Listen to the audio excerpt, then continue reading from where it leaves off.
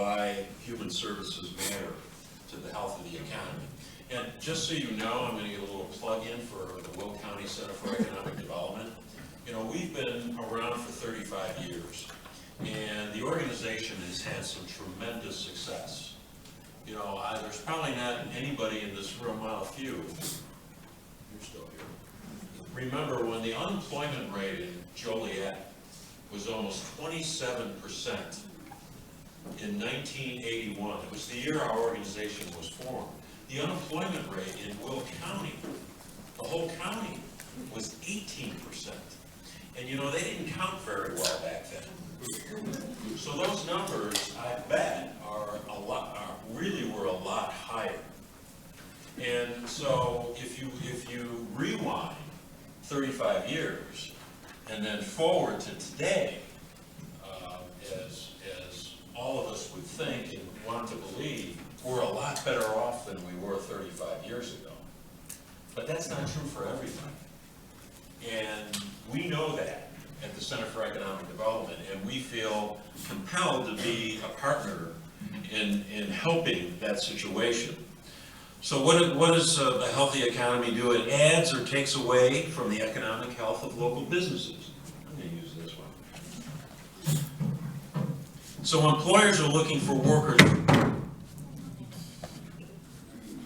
hit my foot. Right.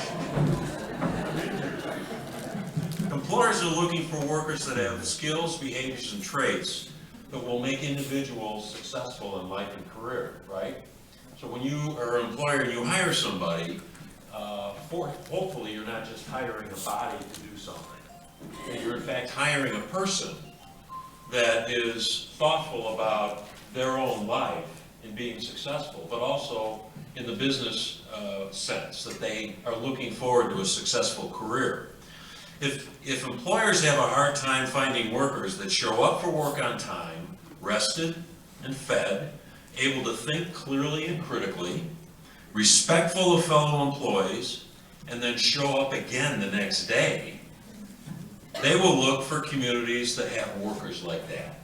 So if our labor force is tired and hungry and homeless and sick and do not know how to talk, do not know how to show up for work on time and dressed, businesses won't stay here.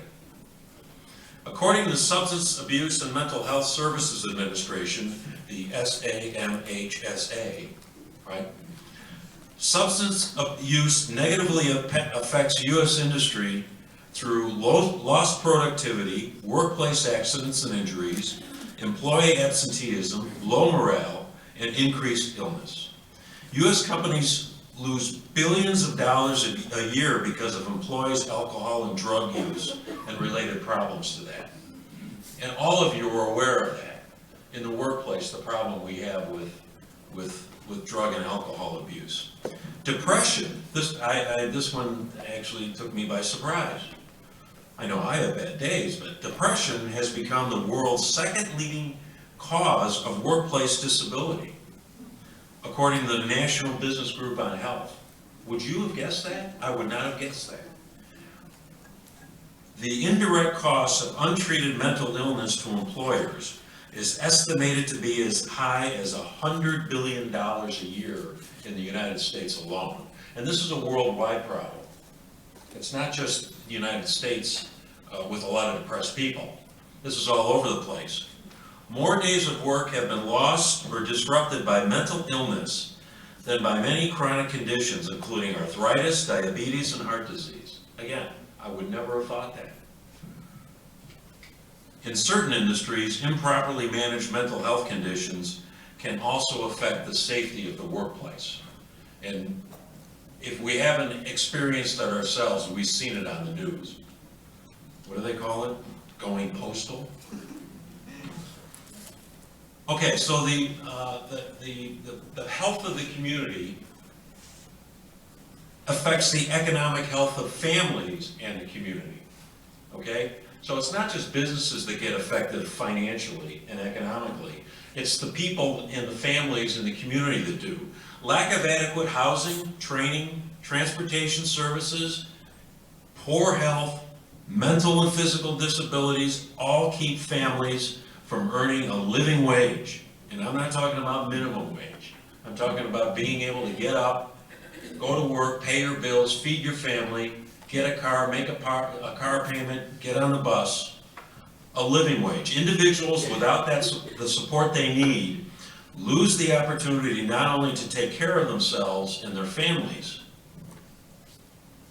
financially, but lose self-esteem and the ability to be productive members of the community. The importance of self-esteem in today's world. I mean, look at what's happening on Facebook and Twitter and the anger and just the crap that's out there, and the young kids taking it upon themselves to destroy their lives because of somebody bullying them on the internet.